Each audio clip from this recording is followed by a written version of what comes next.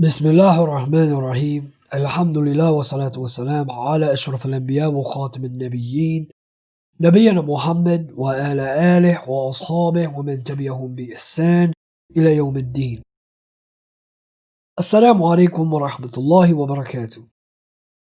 I'm your brother Abu Abdul-Lateef from both Arabic Virtual Academy as well as Abdul-Lateef.com. Today I want to talk to you about something that we all need to work on. And this is our akhlaq as Muslims. One of the things that, a lot of times you're going to find from a lot of the people, like in a lot of our local communities, is that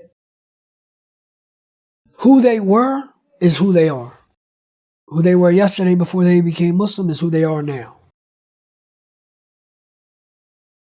And this is a lot of times that to no fault of their own. It's the way that a lot of us, we were taught the religion. We come in and we were taught, okay, do this and don't do this. Do this and don't do this. Do this and don't do this. Say this, don't say this. And not really having explained to us why all of this stuff is. Why do we pray? Why do we make dhikr? Why do we make dua? Why do we respect our parents? These things, yes, we do it to worship Allah, as some of you are probably saying to yourselves right now. But Allah legislated these things to make us better people, so that we can enjoy this life and the hereafter. Could you imagine if it was a bunch of people that were just and living in a society? Some of us, we don't have to imagine that. Living in a society where people are just heedless completely of Allah and the last day. Living in a society where people don't mind lying and backbiting and stealing and slandering, that don't mind hurting one another, that, killing and rape and things along these sorts just run rampant. Islam came to get rid of all of this, to make us better individuals. So we're not living in a society like that. And this, how can I say, it reminds me of a hadith of the Messenger of Allah alayhi salatu wasalam, that says, إن من خياركم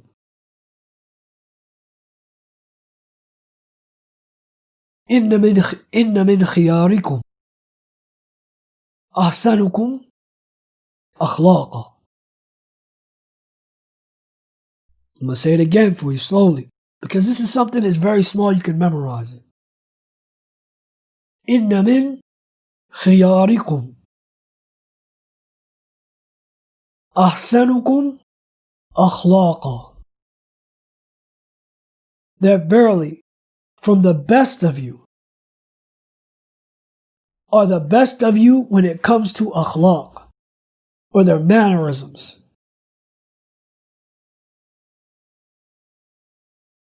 We need to make sure that our Islam, especially after being Muslim for years, is changing us. It's taking us from being those heedless people that we may have been, and turning us into better individuals. It's making us be from those people who aren't about just sitting around backbiting and slandering all day, talking about other individuals and their business, the people that can't really help or hurt the situation. It should be taking us from being those people that don't mind lying and stealing. What our Islam should be doing for us is making us better individuals inside.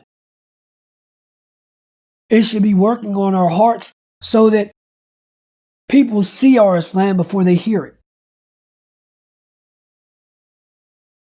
We're not supposed to be of those people who walk around proud, trying to, show, listen, I'm the man. Respect mine. Not to say we don't seek respect, but this isn't the type of attitude that we have, that we show being Muslim. As a Muslim, we be courteous to individuals. We respect our elders. We respect our youth. You understand? This is how we become from the best of us. This isn't Abdul-Lateef's statement. This is a statement of the Messenger of Allah, alayhi salatu wasalam. That from the best of you are the best of those, or from amongst the best of you, are the best of you akhlaqan. We need to understand that our mannerisms have to change. And if they're not changing, we're not doing something right. Because this is the effects of us practicing what we're practicing. We should be trying to be the best that we could possibly be. And the Prophet ﷺ already told us one of the ways that we can do this is being the best of us akhlaqan, in our mannerisms. But you find so many of us that, we want to brag and boast about our sins. Social media, this, that, and the other. We want to get on cussing one another out and talking about this one and, spreading the sins of this one and, just acting in ways that we're showing, listen, we don't mind being in opposition to that which we've been commanded with. And unfortunately, we are in a society where now you have people this is what's calling it keeping it real. This isn't keeping it real. Are you trying to be from amongst these people, or are you trying to be from amongst these people? Keep it real with yourself. You're saying, okay, we want to be Muslim. Then be Muslim. Being Muslim isn't just those outside things that we do. Dress the part. Throw out a couple of Arabic phrases. Walk around with an Arabic book under your arm. Making the salah, fasting during Ramadan. These are all great things. Don't get me wrong. I'm not downplaying any of these. But there are other changes that are just as important, if not more important. That is also ibadah. And this is changing what's in our hearts. What we like, what we don't like. Working on making ourselves better individuals. Because as we change our hearts and we get all the bad stuff out, Allah blesses us and puts good stuff in. Gives us understanding and blesses us. But our mannerisms have to change. We shouldn't be those people walking around. People talk about, nowadays it's the religious people that are the worst of them. We should be ashamed to hear people say things like this. Oh, them guys with the thobes. Oh, them guys with the this, and the sisters with the niqabs and this. We should be ashamed to hear people say things like this. Let alone we should be ashamed to have those statements applied to us. Not just because we're trying to look the part, but because we're trying to be the part. We have to change our ways. We have to change our mannerisms. Not just what we do, but how we do it. Why? Because we want to be from the best of the Muslims. We want to be of those people that Allah Ta'ala loves most out of our generations.